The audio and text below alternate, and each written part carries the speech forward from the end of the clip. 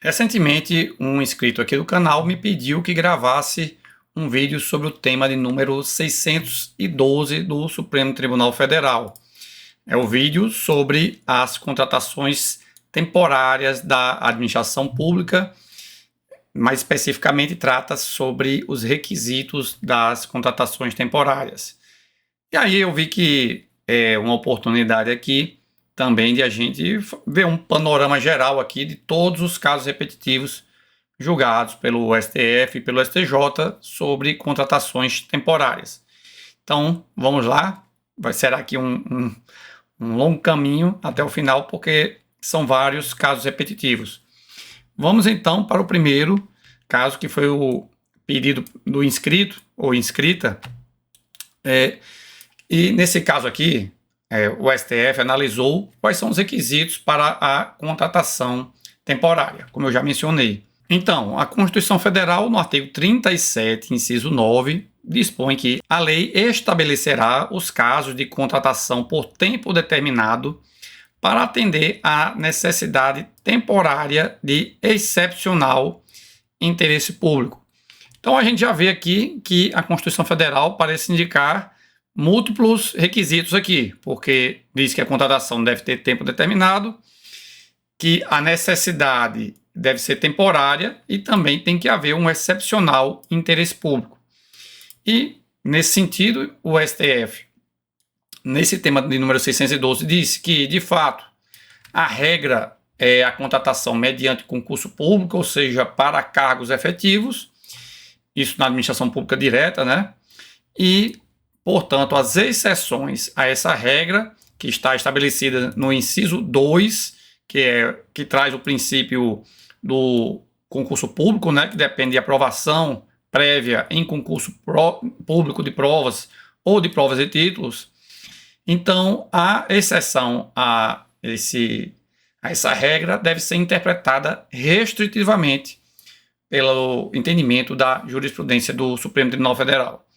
Então, a partir daí, ele passou a analisar os requisitos que ele elencou aqui nesse tema de repercussão geral e disse que primeiramente, tem que ter previsão em lei que regulamente essa contratação temporária. O prazo tem que ser determinado, como já consta no inciso 9 do artigo 37. Necessidade deve ser temporária também. Deve haver o excepcional interesse público, ou seja, por exemplo, não pode a contratação acontecer para mera reposição de pessoal. Por exemplo, se um servidor se aposenta e porque um servidor ou 10 servidores se aposentaram e agora há uma carência de mão de obra, isso por si só não é motivo para contratar de forma temporária, porque essa necessidade aí não é temporária, né? Isso aí é algo que a administração pública tem que se programar para repor essas vagas. Necessidade temporária é o caso, por exemplo, acontece uma Covid e você tem várias pessoas em grupo de risco, por exemplo, que precisam se afastar ao mesmo tempo. E aí você vai precisar contratar alguém temporariamente para suprir essa necessidade temporária e excepcional.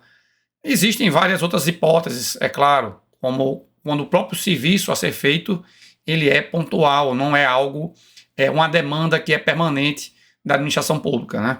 Então, não pode ser para mera reposição do pessoal. Outro requisito é o da indispensabilidade, ou seja, por exemplo, não vai caber a contratação temporária, por exemplo, se há candidatos aprovados previamente em concurso público para cargo efetivo.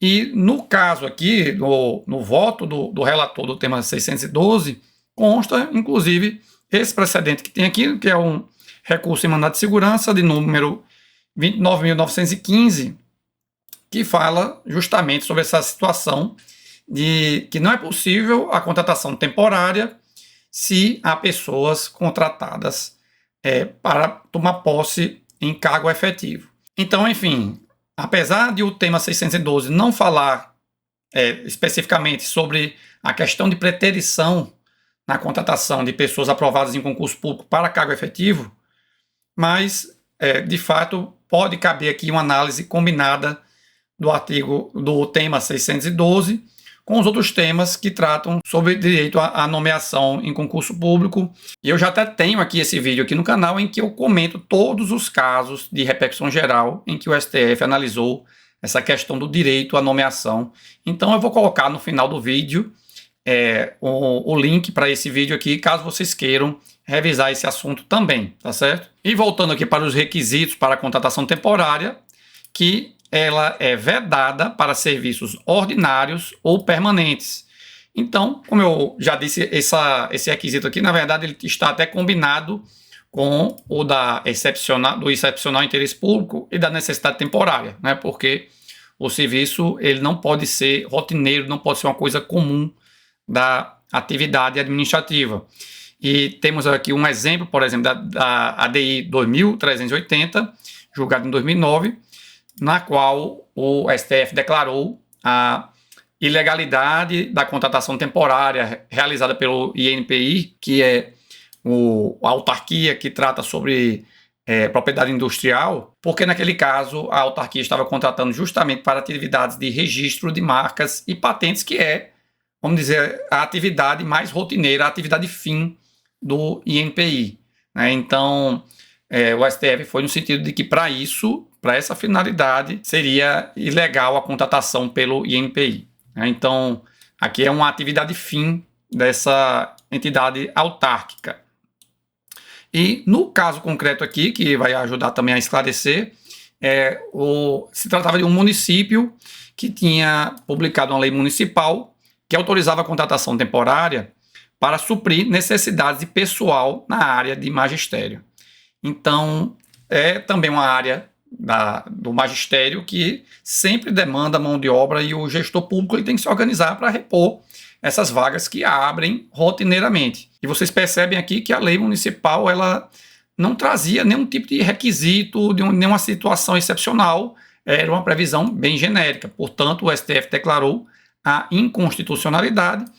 No entanto, na oportunidade para não implicar num esvaziamento dos quadros da administração pública em pleno ano letivo, foram mantidos os contratos já firmados com um limite de 12 meses de vigência para esses contratos, certo? Então, como eu disse, para o STF, a atividade magistério é uma atividade regular, e também, no caso, a lei não falava de nenhuma situação de transitoriedade, de uma situação excepcional. Então, não é propriamente que seja absolutamente vedada a contratação temporária de professores. Apenas, nesse caso aqui, a legislação não trazia nenhuma situação de transitoriedade, de situação de necessidade excepcional de interesse público que justificasse a contratação. Por isso foi declarada a inconstitucionalidade. E se você está gostando desse conteúdo, vou pedir que considere clicar no botão de curtir e se inscrever também no canal.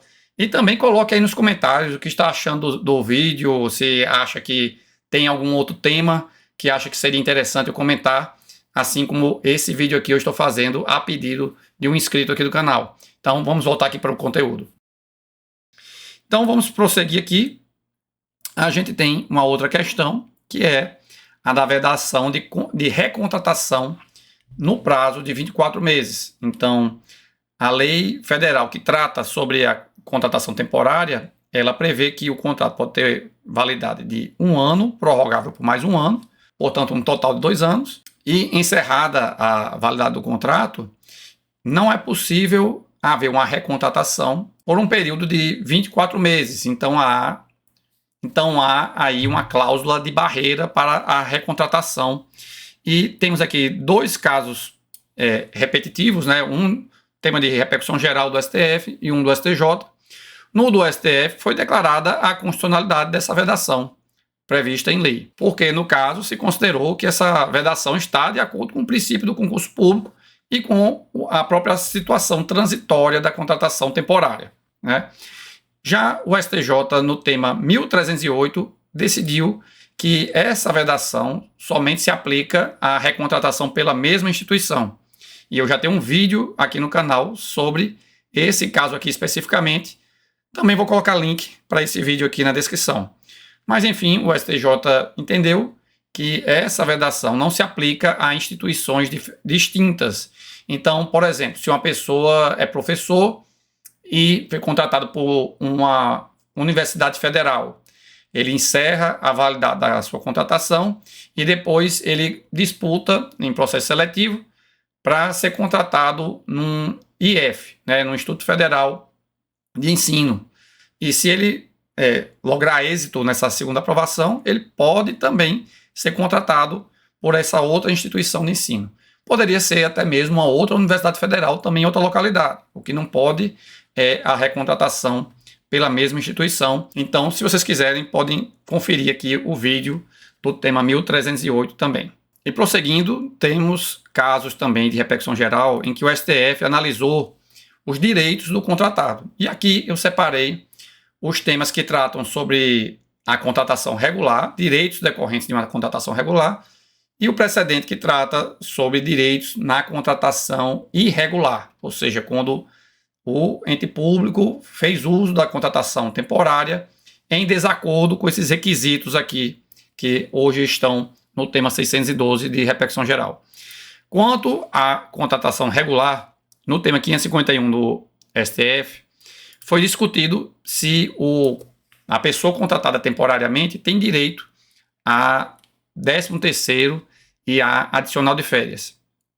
Eu já vou adiantar aqui que o STF disse que, como regra geral, não tem direito a essas parcelas, salvo se houver previsão em lei ou no contrato, ou se for comprovado um desvirtuamento da contratação temporária pela administração pública. Ou seja, é a situação das sucessivas e reiteradas renovações e ou prorrogações do contrato. Então, eu vou explicar melhor para vocês aqui qual era a norma discutida. O artigo 39, parágrafo 3º da Constituição Federal, fala que se aplica, ou melhor, aplicam-se aos servidores ocupantes de cargo público o disposto no artigo 7º, e aí fala em vários incisos do artigo 7º, que são direitos sociais dos trabalhadores. Entre esses direitos sociais estão o direito ao 13º e o direito ao adicional de férias. São os incisos 8 e 17. Eu estou aqui na dúvida de quem é quem aqui, entre o 8 e o 17. Mas, enfim, são esses dois incisos. E a discussão, então, era se esses direitos são aplicáveis também aos contratados temporariamente. E o STF disse que não. A princípio, os contratados temporariamente não têm esses mesmos direitos aqui que estão previstos na Constituição, exclusivamente para quem ocupa cargo público, ou seja, cargo efetivo. Então, para o STF, salvo previsão em lei ou no contrato, não haverá direito a 13º e adicional de férias para o contratado temporariamente. Ou, e aí eles querem a outra situação, é se houver um desvirtuamento da contratação, que geralmente vai acontecer pelas sucessivas recontratações. E o caso concreto deixa isso bem claro, porque a pessoa que entrou com a ação, ela tinha sido contratada para uma função bem genérica, digamos assim, porque a função é de agente de administração, e ficou por um período de cerca de 5 anos e meio nessa atividade. Então, era uma atividade administrativa contínua, e o STF entendeu que houve um desvirtuamento da contratação temporária, logo entendeu que haveria aqui o direito à percepção de 13º e adicional de férias. Passando aqui agora para a situação daqueles que são contratados irregularmente, aí o tema de número 916 do STF diz que apenas há direito ao saldo de salários e ao levantamento de FGTS, como está previsto no artigo 19A da Lei 8.036 de 1990, que é a lei que trata sobre o FGTS, que traz essa disposição dizendo que é devido o depósito do FGTS na conta vinculada do trabalhador, cujo contrato de trabalho seja declarado nulo nas hipóteses previstas no artigo 37, parágrafo 2º da Constituição Federal, quando mantido o direito ao salário. E o STF, além desse precedente aqui, que é sobre a contratação temporária, ele já tem os temas de número 191 e 308, que fala também sobre os direitos dos que foram contratados ilegalmente para ocupar cargo público. E aí, lá é a mesma coisa, o STF também diz que há apenas o direito ao salário e ao depósito do FGTS e o levantamento desse depósito, certo? Então, enfim, aqui no tema 916, o STF aplicou o mesmo direito, a mesma ratio decidendi aplicada a quem é contratado ilegalmente para ocupar cargo público.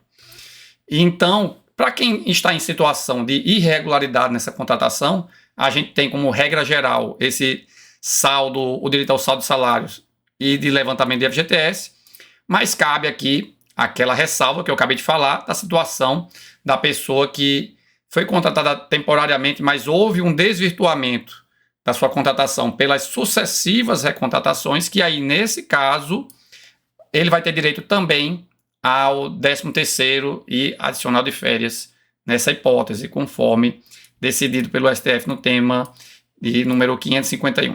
E por fim, a gente vai ter mais um caso aqui repetitivo, no caso do STJ, que é o tema de número 1108, no qual o STJ enfrentou a questão da responsabilidade do gestor que faz contratação temporária sem concurso, ou seja, sem processo seletivo, e o STJ disse que se isso foi feito com fundamento em lei local, não há dolo. Portanto, hoje não há ato de improbidade pela contratação de pessoal de forma temporária, sem processo seletivo, desde que haja uma lei local que autorize o gestor a fazer essa contratação sem fazer processo seletivo. E o fundamento aqui parece ser um tanto lógico, né, que é a visão do STJ de que se o gestor está agindo conforme uma lei municipal, não seria possível presumir que ele estaria com o ânimo de violar o dever de probidade, né? Então, a existência da lei municipal afastaria o dolo da atividade ímproba. E é isso, pessoal. Se vocês gostaram desse conteúdo, lembre-se de clicar no botão de curtir e também vou colocar aqui o link para o vídeo sobre direito à nomeação em concurso público. Eu já mencionei anteriormente, então está aqui o link para vocês acessarem e revisarem esse assunto, que também é muito importante, seja para quem se prepara para concursos públicos, seja para a prática judiciária. Muito obrigado e até a próxima.